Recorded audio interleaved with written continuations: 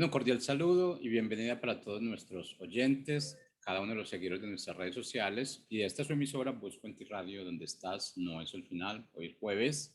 Bueno, agradecidos por un día más de vida y también contamos con la presencia de Eduardo Villegas. Agradecer también a Eduardo por ese tiempo que nos dona realmente cada semana con esas enseñanzas.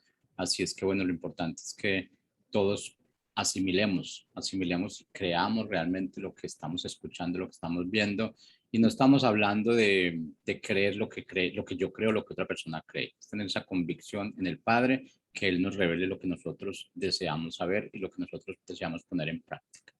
Si es que Eduardo, buenos días, bienvenido. Gracias, Jorge. Buenos días a todos. Qué gusto estar por acá. Todos sabemos que cuando vemos el reflejo de un relámpago, sobre todo si fue muy grande y fue muy cerca, en pocos segundos vamos a escuchar un trueno, ¿verdad? Quizás una centella, un ruido fortísimo. Y dependiendo del viento y de las nubes, puede ser que sea de inmediato o quizás sea un ratito después, pero va a llegar la lluvia. Yo soy Eduardo Villegas y este es tu programa Para Vivir por la emisora Busco en Ti, y el título de mi mensaje hoy es Lo entenderás después. Y tú quizás te preguntes qué tiene que ver los relámpagos, el trueno y la lluvia con un mensaje que se llame Lo entenderás después. Te pido que tengas paciencia porque lo vas a entender después.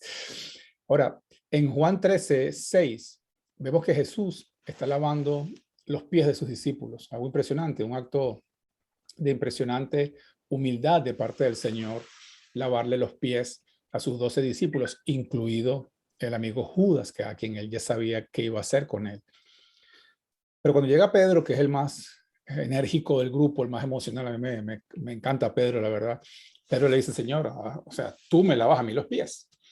Y en el verso 7 respondió Jesús y le dijo, lo que yo hago, tú no lo comprendes ahora, mas lo entenderás después. Y me encanta esa frase. Lo que Dios está haciendo en tu vida, tú quizás no lo comprendas ahora, yo quizás no lo comprendo ahora, pero lo entenderemos después. Todos tenemos dificultades, todos hemos pasado por grandes dificultades que en un momento determinado nos afanábamos, queríamos y no se dieron y sufrimos porque no se dio lo que nosotros planeábamos.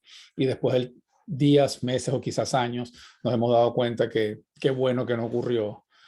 Qué bueno que esa relación que estaba tan emocionado con esa chica no se cumplió porque ahora tengo un lindo matrimonio. Qué bueno que ese trabajo que quería tanto no surgió porque surgió otro mejor. Qué bueno que me botaron de la empresa porque aunque fue una gran injusticia lo que hicieron conmigo, ahora me volví empresario. Que gracias a Dios por ese viaje que tanto quise hacer y luego no se hizo porque el avión se cayó, porque hubo una tormenta en el lugar o porque pasó algo horrible. Que gracias por esa inversión que no hice, que tanto quería hacer y luego fracasó. Accidentes, hay tantas cosas que no entendemos en la soberanía de Dios. Yo tengo una amiga que me dio el permiso para mencionar esto. Mi esposo y yo tenemos una amiga en Costa Rica, su nombre es Diana, y ella nos autorizó a dar su testimonio. Y ella, yo la conocí 3 o 4 días después de que le diagnosticaron cáncer. Y hablé con ella, con un grupo de personas, les prediqué. Ella se reconcilió con Jesucristo en su corazón, lloró, se quebrantó mucho y empezó un proceso. Empezó a venir el grupo que tenemos en mi casa, estábamos en contacto con ella diariamente, nos mandaba sus fotos, una mujer súper guerrera, nos mandaba las fotos sonrientes justo antes de entrar a la quimioterapia. Eh, y se empezó terminó una relación. Le pasaron muchas cosas en un año. Al finalizar ese año, yo le hice una gran pregunta, le dije, si tú pudieras retroceder un año, o sea, el mismo día que cuando cumplía un año de aniversario del diagnóstico, le dije, si tú pudieras retroceder el tiempo un año y Dios te diera la oportunidad de que el médico saliera y te dijera, todo está bien, ¿qué escogerías? ¿Haber continuado tu vida o haber pasado por todo este proceso? Y cuando le hice la pregunta, ella no estaba todavía sana, había mejorado, pero todavía estaba en proceso de remisión, podría estar todavía enferma, había mejorado, pero no estaba completamente sana. Y ella me dijo, sin lugar a dudas, volvería a pasar por todo este proceso, porque me había apartado de Dios y me reconcilié con Dios. Tenía asistencia con mis padres, me reconcilié con mis padres. Una relación que tenía, creo que la puso en orden.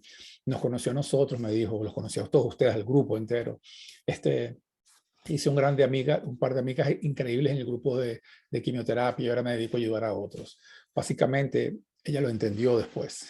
Diana entendió después de todo lo que sufrió que había un plan, que lo que parecía una gigantesca amenaza, lo que parecía algo insuperable, algo tan indeseable, lo que parecía, de hecho, ya más de una vez se habrá preguntado, ¿por qué Dios me hace esto? No es justo, porque a mí, en este momento, yo tenía mis planes y todo se me cayó. Y así pasa. Es muy duro cuando a una persona le dan un diagnóstico de este tipo. Sin embargo, cuando nos ponemos a cuentas con Dios, cuando metemos a Dios en la ecuación, Dios nos promete que lo entenderemos después. En Hebreos 11:3 dice, por la fe entendemos haber sido constituido el universo por la palabra de Dios. Fíjense bien, por la fe entendemos. La fe nos ayuda a entender a entender que hay una salida, ¿verdad? No es que entendemos la manera como va a ser, pero por la fe entendemos que hay un plan. Dice, por la fe entendemos haber sido constituido el universo por la palabra de Dios, de modo que lo que se ve fue hecho de lo que no se veía. Es decir, lo que no se ve, la palabra, hizo lo que se ve, todo el universo. Ahí hay bendiciones para ti que aún no se ven, porque acuérdate que todo lo que aparece en lo natural, primero es engendrado en lo espiritual. Hay cosas que Dios ha dicho de ti que quizás aún no se han manifestado, porque hoy en día han pasado muchos años desde que Dios creó el universo. Entonces, hay cosas que pasan a través del tiempo, pero están seguras porque Dios las dijo. Así como unos gran relámpagos y unos grandes truenos anuncian que el agua va a caer. Quizás no caiga en tu casa, quizás hubo viento, quizás cayó más allá o más al norte o más al sur. Pero esas nubes que chocaron se rompen y ese relámpago anuncia un choque, que es el trueno, y luego viene la lluvia. Y nadie puede hacer que esa lluvia vuelva. La palabra dice que así es la palabra que sale de la boca de Dios, como la lluvia, que no retrocede, sino que riega la montaña y da semilla al que siembra y pan al que come. No puede regresar vacía, sino que cumplirá todo aquello para lo que fue enviada, prosperará en aquello para lo que fue enviada. La palabra de Dios es indestructible, pero lleva su tiempo. Entonces hay cosas que Dios ha dicho de ti, bendiciones, bien decir, cosas buenas que Dios ha dicho de ti, que te ha enviado, pero que quizás aún no han llegado. Quizás está pasando por una dificultad. Quizás la dificultad que estás viviendo es la respuesta a una oración que tú hiciste. Y tú dices, pero ¿cómo va a ser eso? Como, ¿verdad? Como a veces tenemos esa mentalidad como que esos chistes de genios, que uno se equivoca y le dice le pide mal el deseo al genio, el genio lo castiga a uno. Pero ese no es Dios. Esa es la imaginación nuestra. Pero cuando Dios permite que tú pases por un proceso duro a partir de una oración que le pediste, es porque esa oración va a ser respondida, pero con una bendición mayor después, que la gloria posterior va a ser mayor que la primera. Si permaneces en él, claro está. Entonces, Dios ha hablado sobre ti lo que aún no ves, ¿verdad? Como la palabra, como el universo, pero que se verá. Es algo que viene en camino. Y tú escuchaste el trueno, primero, o quizás viste el relámpago y tú dices, bueno, pero no pasa nada. Y ahora sonó el trueno y bueno, no llega el agua. Y estás seca, estás seco, estás en el desierto. La lluvia viene y la tardanza tú la entenderás después. Y tenemos muchos ejemplos en la Biblia. Yo voy a escoger unos pocos y les voy a contar brevemente, porque podríamos pasar todo el día hablando de esto. Veamos el caso de Moisés. Moisés nace hebreo. Por un dictado del faraón, empiezan a matar a los niños y lo esconden. Pero cuando pasan 3 meses no lo pueden seguir escondiendo y lo ponen en un río con la intención de que la hija de faraón lo adopte. Lo logran, la hija de faraón lo adopta. ¿Y qué hace la hermana de Moisés? Ella logra, le dice a la princesa, a la gente de la princesa, yo tengo una mujer hebrea que lo puede cuidar hasta que sea la edad de destetarlo. Unos dicen que fue a los 3 años, otros dicen que a los 7. La verdad es que creo que nadie sabe con certeza. Pero la egipcia está de acuerdo, la princesa, y termina siendo Jocabed, la mamá de Moisés, quien lo forma, quien lo educa dentro del palacio del faraón. Y la que lo amamanta y la que lo cuida, y la que le habla del Señor, y la que le habla de su sangre hebrea, aunque está en la cultura egipcia. Y este hombre luego ya tiene que dejarlo allí, ¿verdad? Y obviamente ya creció, tiene que salirse. Para la princesa, ella era una empleada, una mujer cualquiera, no sé qué era su madre. Y este joven crece y crece como un príncipe. Crece como un príncipe con todas las bendiciones que puedan tener. Pero a los 40 años ve como un egipcio está maltratando a un hebreo y él se enoja. Y como era un príncipe y era impulsivo y tomaba las decisiones drásticamente, él no tenía que pedir permiso a nadie, no esperaba por los derechos humanos, ni por un tribunal, ni por una demanda, sino que él actuaba, mató al egipcio y lo escondió. Pero se descubrió y él, aunque era el hijastro o el nietastro del faraón, eso no lo podía haber hecho porque mató voluntariamente a un egipcio y tuvo que huir. Y estuvo 40 años en el desierto.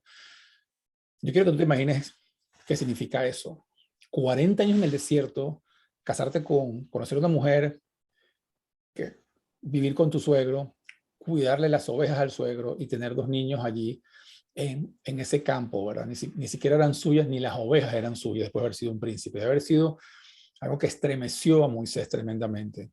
Pero pasaron 40 años muy duros y a los 40 años Moisés se había vuelto manso. Ya ese orgullo principesco que tenía antes, cuando él pasaba con su carreta, la gente tenía que él tirarse al piso y arrodillarse y bajar la cara, ni siquiera podían verlo porque era el príncipe Moisés y ahora era un pastorcito cuidando las ovejas, que no huele muy bien, por cierto, de su suegro. Y a los 40 años él se había amansado. Él todavía soñaba con libertar a Israel, pero era de una manera diferente. Yo creo que su relación con Dios había cambiado. Y es cuando Dios se le presenta en un arbolito, un arbusto en fuego, un arbusto que no se consume. Quizás usted conozca la historia y empieza su ministerio. Pero cuando uno ve todo lo que pasó, uno dice, pero ahora entiendo. Cuando él tiene 80 años, Dios le dice, ve y dile a Faraón, va a anunciarle a Faraón que tiene que sacar al pueblo de Egipto. ¿Cómo podría haberle anunciado a Faraón si no hubiera vivido en el templo, pero en el palacio? La única manera que él pudiera ir a hablar con Faraón era porque él conocía el protocolo, porque la gente lo conocía, porque lo iban a dejar pasar, porque conocía el idioma egipcio y una cantidad de detalles que le daban ese acceso. Si aquí alguien te dice, ve y dile a Vladimir Putin, o ve y dile a Joe Biden, tal cosa, bueno, quizás al igual que yo, te sea bastante difícil dar ese mensaje a la persona. Pero si tú viviste en el palacio, si tú eras parte de esa familia, tienes un acceso especial. Entonces Dios permitió eso con un fin. Y luego tú dices, a pesar de que lo que hizo Moisés al matar al egipcio no era el plan de Dios, porque Jesús dice, no matarás. No puede ser que su plan era matarlo. Él se apresuró porque era muy impulsivo y muy orgulloso Moisés. Por eso tuvo que pasarse 40 años de soledad para amansarse. Pero aún ese error Dios lo convirtió en una ventaja, porque al huir al desierto, él pasó 40 años conociendo cómo es la vida en el desierto, dónde conseguir agua, cuál es la planta que tiene todavía, que mantiene el cactus, que todavía mantiene un poquito de agua, cómo escarbar y cómo conseguir agua debajo de la tierra, cómo lidiar con el clima, cuáles son las cuevas peligrosas, cuáles son las serpientes, dónde están los escorpiones. En fin, él no hubiera podido dirigir al pueblo de Israel 40 años por el desierto si él no hubiera estado los anteriores 40 años en el desierto. Entonces, cuando vemos este tipo de cosas, nos damos cuenta que todo lo que pasó en la vida de Moisés era por un propósito, era por una finalidad.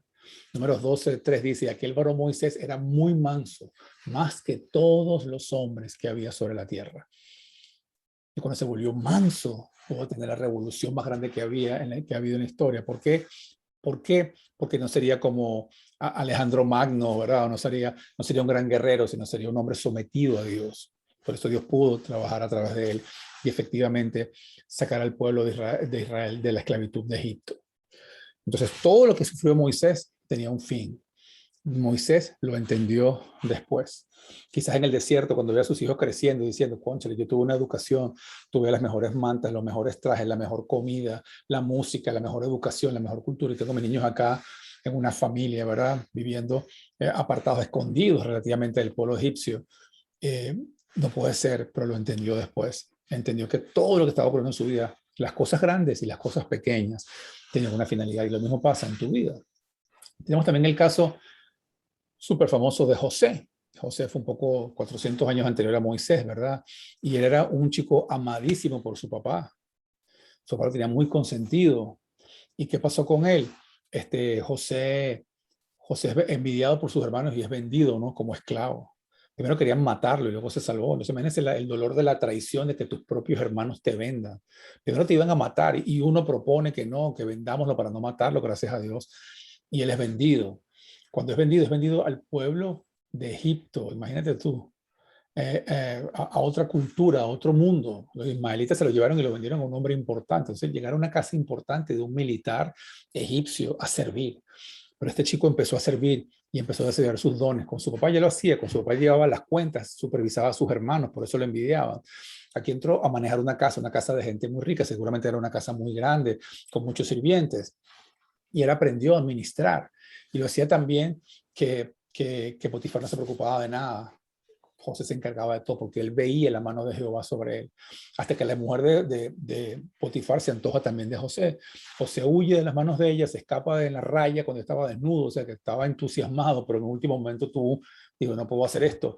Y huyó corriendo, la mujer lo acusa, por supuesto el esposo Potifar cree lo que le dice su mujer, que José vino a violarla, cosa que era mentira, y lo mandan preso. Imagínate un militar, un hombre de autoridad, te manda preso, te imaginas a dónde te metieron, en el peor rincón de la cárcel, maltratándolo, humillándolo, pero este chico ya sabía administrar y empezó a meterse y empezó a conocer el sistema legal y ya sabía hablar el idioma del egipcio y las frases que usaban en la corte, etcétera, porque estaba bajo preso, pero él empezó, dice la Biblia, que empezó a administrar todo lo que había en la cárcel y que el mismo dueño de la cárcel, el encargado de la cárcel no se preocupaba de nada.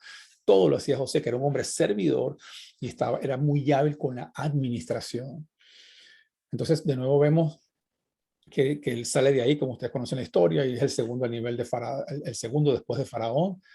Y todo lo que pasó es lo que le iba a permitir poder regir en el gobierno. Era un soñador cuando estaba pequeño, aprendió a ministrar en la casa de Potifar, aprendió de leyes en la cárcel, y ahora era un hombre que podía gobernar, podía administrar todo lo que parecía castigo, todo lo que parecía opresión, todo lo que parecía oposición, era Dios entrenándolo. Incluso a veces Dios permite que el diablo te ataque, porque tú te fogueas con el diablo y desarrollas habilidad y te estás entrenando.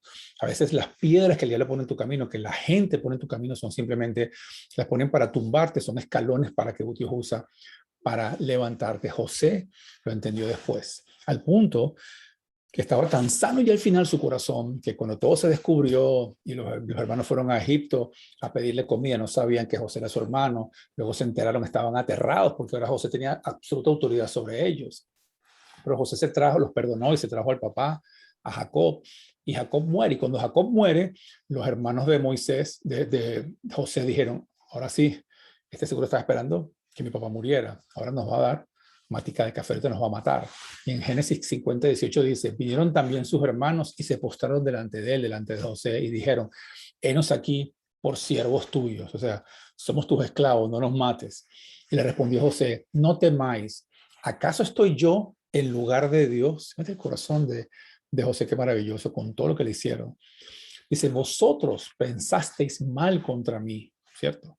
Mas Dios lo encaminó a bien para hacer lo que vemos hoy, para mantener en vida a mucho pueblo. En otras palabras, dice, lo entendí después. Ahora pues no tengáis miedo, yo sustentaré a vosotros y a vuestros hijos. Así los consoló y les habló al corazón. José entendió que todo lo que le pasó en su vida era por una finalidad más grande. Eso también es importante. Hay cosas que no entendemos porque hay otras personas, hay otros factores, otra generación, otros acontecimientos que van ocurriendo en paralelo para que se cumpla tu propósito. Todo lo que le pasó a él parecía muy injusto y parecía luego que, ok, sí, fue para prepararlo para gobernar, pero no solo para eso, sino que gracias a lo que él hizo con el gobierno, con la administración de Egipto, entonces la gente de Israel fue luego a buscar comida y había comida en los graneros, mientras que en el resto de la tierra había hambruna y muchos murieron.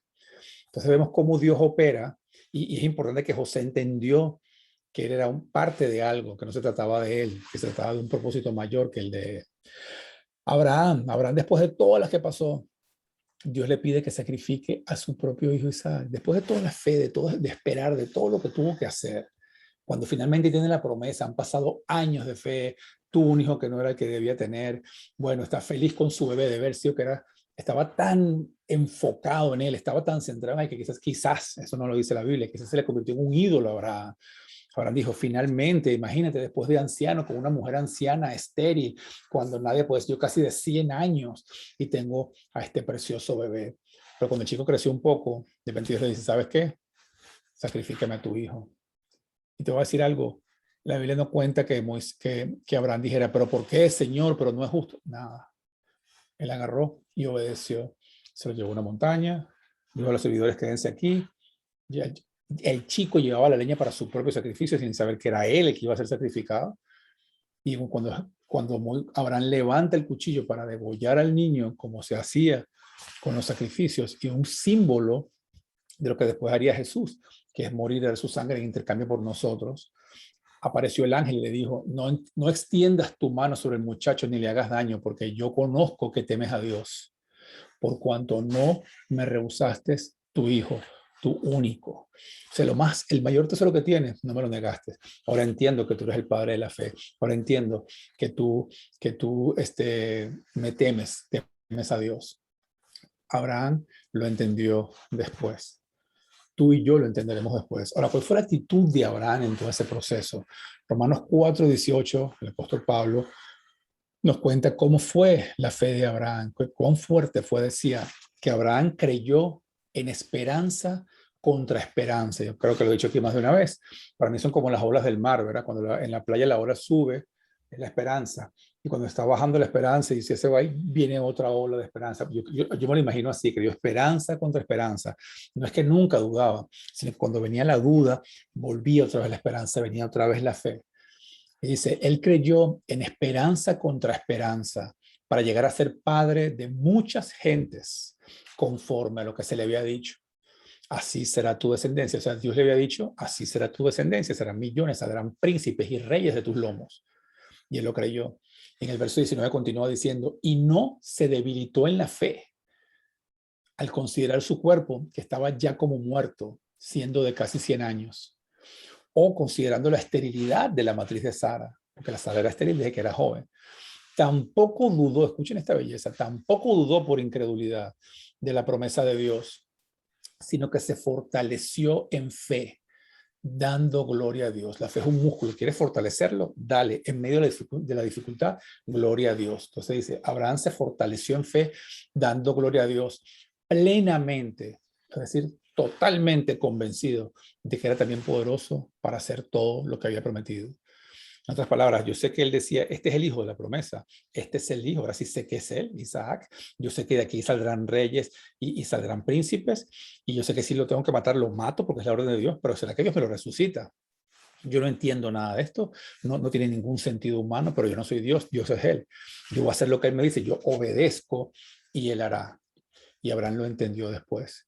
En ese momento que el ángel le dice que no mate al chico, él voltea y aparece un carnero de la nada que Dios le estaba proveyendo, atrapado sus cuernos en unas hojas y lo pudo capturar para hacer el sacrificio que Dios había de proveer. En Jueces 6 nos habla de Gedeón. Gedeón está huyendo de los medianitas, está aterrado, se dice que es el más pequeño y más pobre, está todo lleno de inseguridades y se le presenta a Jehová y le dice, Jehová está contigo, varón esforzado y valiente. Y yo le dije, pero bueno, ¿cómo que esforzado y valiente? Después lo entendió, después con la interrelación con Dios, Dios lo hizo vencer al pueblo de los madianitas, lo levantó como un gran caudillo y con solo 300 hombres venció un ejército de más de 100,000 hombres. Lo entendió después. De hecho, esa situación, yo creo ciertamente, estoy seguro que Gedeón había orado porque los enemigos no siguieran saqueándolos cada año. Tenían 7 años saqueándolos. Y estoy seguro que le había orado. Lo que pasa es que él oró y él era la respuesta a la oración. Y le tocó pasar por un proceso de bastante miedo, de bastante reto, de ir a pelear ni siquiera con armas, sino con unas lámparas de fuego y con unas trompetas. O sea, Dios le cambió todas las jugadas, le cambió todos los paradigmas, pero él obedeció y él creyó y entonces lo entendió después, que la respuesta a su oración era el mismo. Quizás tú estás pidiendo cosas a Dios y tienes dificultades, quizás tú eres la respuesta a tu propia oración. Zacarías era un hombre anciano. Zacarías, el esposo de Elizabeth, y Elizabeth es la mamá de Juan el Bautista, el que anunciaría a Jesús, el que vino a anunciar con el espíritu de Elías a anunciar que había llegado Jesucristo, el que llegó diciendo arrepentidos y convertidos porque el reino de los cielos se ha acercado. Este hombre, esta pareja, Elizabeth y Zacarías, eran personas intachables, eran creyentes, eran practicantes, pero no tenían hijos. Y todo el mundo decía, pero ¿cómo es posible? ¿Por qué? Y estaban ancianitos y dieron a luz cuando estaban ancianos. ¿Por qué dieron a luz cuando estaban ancianos? Porque ese chico, Juan, su hijo, era el que anunciaría a Jesús. Y no tenía sentido que naciera 40 años antes y entonces fuera Jesús de 30 años, fuera anunciado por un hombre de 70, de 80 años. Y dijo, no, están ancianitos, pero no se preocupen, se les va a atrasar todo, va a parecer que perdieron todas las posibilidades, toda oportunidad. Pero tranquilo, después lo entenderás, después vas a comprender que yo tengo un plan, porque necesito un Juan joven, fuerte, para que anuncie a Jesús.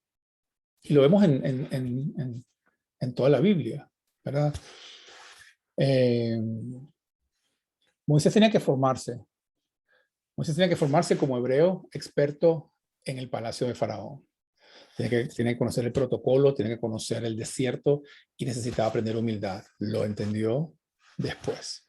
José necesitaba hablar egipcio, usar su don de administrar, aprender en la casa de Potifar, tenía que conocer las leyes, por eso tuvo que estar preso, tuvo que sanar su corazón, pasó por un proceso donde gritaba del llanto, pero Dios lo permitió, pasó tiempo en ese proceso, pero fue sanado, se estaba preparando para gobernar y luego era el segundo al mando y luego entendió que básicamente Dios lo usó para salvar al pueblo de Israel y para salvar a mucha gente en el mundo, quizás para salvar al mundo. Cuando lo entendió después. Pocas veces Dios no dice las cosas antes. Dios hace las cosas, nos informa lo que necesitamos saber y nos deja para que continuemos. Abraham necesitó estar dispuesto a deshacerse de lo más preciado para ser justificado por la fe. El modelo de, como dije, el modelo del Padre y de Jesús. Cuando lo entendió después. Cuando viví en Guatemala, tenía unos amigos, una persona que trabajaba conmigo, su nombre es Ángel y su esposa es Sabrina, y también me autorizaron a contar esta historia. Que cuando tenía su niñita, Kimberly, tenía 6 años, le dio un tumor en el cerebro. Yo me enteré de esto, le invité a mi oficina a Ángel, que trabajaba conmigo, y empezamos a orar, y empezamos a clamar, y empezaron a pasar cosas hermosas, habían pequeños milagros, la niña mejoraba, pasaban cosas realmente fabulosas. Sin embargo, meses después o tiempo después, la niña partió. Fue la única vez en mi vida que me he negado a predicar porque me pidieron que hablara en ese funeral y yo no podía hablar. Yo no me sentía capaz de hablar de la muerte de una niña, no podía entenderlo, no me sentía apto para predicar. Un amigo mío, Guillermo, se atrevió y él sí lo hizo. Y fue un tiempo maravilloso, una mezcla impresionante de tristeza y de gozo de la presencia de Dios en el funeral de una nena de 6 años. Era una cosa completamente nueva para mí, completamente absurda. Yo me preguntaba por qué esto pasa y sus padres estaban en shock. Sin embargo, sus padres fueron fieles. Y con esta oración y con estos contactos y con esta búsqueda del grupo y buscar la iglesia y buscar a Dios, tenemos una amiga que incluso la pastora de la iglesia gigantesca de Guatemala, de una iglesia muy grande, fue allá y oró por la niña. Sin embargo, como dije, la niña partió, pero pasó algo maravilloso. Los padres se convirtieron a Cristo. Los padres no se divorciaron, como pasa en el 95% de los casos cuando pierden el único hijo. Y luego se convirtió, creo que la hermana de la mamá, y luego el esposo de la hermana, el cuñado de la mamá, y luego la abuelita de Kimberly, y luego personas en la familia, y luego ellos fueron a su encuentro, y luego empezaron a trabajar con nosotros, con mi esposo y conmigo, y empezamos a formar gente, y empezamos a tener un ministerio grande. Luego hicieron una cosa maravillosa, una vez al año, no sé si lo hacen aún, pero una vez al año ellos alquilaban un salón en algún hotel, en algún centro comercial grande, un salón, y ellos invitaban a todas las personas que habían perdido seres queridos, particularmente los que habían perdido hijos, para hablarles de Jesús. Y un día me invitan a mí, yo di unas simples palabras al final, y cuando di las palabras a una persona, yo vi que acababa de entrar por la sala, yo dije unas cortas palabras, y cuando terminé y queremos llamar a la gente para orar, este señor se me acercó y me cuenta su historia de que le acaban de matar a un hijo 3 semanas antes. Un hijo de 18 años, él llora, se quebranta, le damos palabra, oramos por él, se siente fortalecido, invita a Cristo a su corazón. Pero luego este hombre me cuenta una cosa maravillosa, me dice, ¿saben qué? Yo no venía a esta reunión. Digo, sí, yo lo vi que usted entró, fue al final. Me dice, yo estaba aquí buscando una dirección, no me acuerdo qué estaba buscando, él estaba buscando una oficina de alguien y le dijeron que era en ese salón y él se equivocó, pero cuando cerró la puerta y se dio cuenta que estaba equivocado y se iba a devolver, él escuchó que estábamos hablando del tema que estábamos hablando y él se nos acercó, como les conté antes, acepta a Cristo y cuando se va me dice, ¿sabe qué? Yo soy un hombre con poca educación, pero yo soy un sindicalista, yo soy un líder de algo, no me acuerdo qué era, y me dijo, yo cada mes le hablo a un grupo de unos 2,000 hombres. Yo voy a empezar cada mes a hablarles un poquito a cada uno de Jesús. Entonces no sabemos. Uno dice, pero una nena de 6 años partí con el Señor, eso le parte el corazón. Todavía hoy le parte el corazón a su mami, aunque ya nació otro bebé. Ahora tienen un varoncito que se llama Samuel. Pero eso fue una semilla que no entendemos porque tuvo que ser así. Pero hay un montón de gente y no sabemos cuántas personas están conociendo de Cristo a través de lo que ocurrió. Quizá la niña estuviera viva ahorita y todos estuvieran felices en el mundo sin una vida eterna. Entonces, quizás solamente cuando estemos en el cielo lo entenderemos. A veces pienso que hay muchas personas que van a llegar un día al cielo y va a venir gente a darle las gracias y van a decir, pero ¿quiénes son ustedes? Y decir, bueno, gracias a que tú le predicaste a fulana, fulana se casó con Mengano y Mengano tuvo una hija, su hija es mi amiga y gracias a ella yo me convertí a Cristo. En fin, no sabemos el poder de las manos de Dios cómo opera. David, pero no la vida de Saúl. ¿Por qué? Porque David, por ejemplo, él sabía que iba a gobernar y él sabía que lo entendería después. Y aunque Saúl quería matarlo, él no lo mató y pudo matarlo 2 veces. David a Saúl no lo hizo porque David era obediente. David sabía que Dios tenía un plan, que él lo entendería después. Y esa es la clave con la que quiero cerrar hoy. La clave es esperar en obediencia. En Hechos 13:22 dice que David es un varón conforme al corazón de Dios, quien hará todo lo que Dios quiera. Dios dice, él hará todo lo que yo quiero. Y esa es la clave. Jesús en Juan 6:38 dice, porque he descendido del cielo, no para hacer mi voluntad, sino la voluntad del que me envió. O sea, si nos dejamos usar por Dios, vamos a tener impacto, vamos a tener influencia. Hay que entender, te ruego que entiendas, que tengas paciencia, que en medio de la duda tengas obediencia a Dios, porque hay cosas que tú no entiendes, porque nuestras mentes son limitadas, nuestros pensamientos no son sus pensamientos, pero su mente, que es mucho mayor que la nuestra, que es eterna, que ya ha visto el futuro, cuida de ti, te protege y te permite pasar por procesos, ya sea para fortalecerte como Moisés, para que aprendas a vivir en el desierto, para que logres tu objetivo, o porque es el momento, como como el caso de Zacarías y Elizabeth, no es el momento, hay que esperar que pasen otras cosas que vienen más atrás de ti y luego va a llegar a su momento. Pero si Dios lo dijo, Dios lo hará. Yo te invito a que te fortalezcas en fe, adorando a Dios y que le obedezcas. Dios está más interesado en tu propósito que en tu comodidad. Está más interesado en tu propósito que en tu propio bienestar. La clave es creer con paciencia y en obediencia, porque lo vas a entender después. Este fue Eduardo Villegas en tu programa Para Vivir. Que el Señor te bendiga.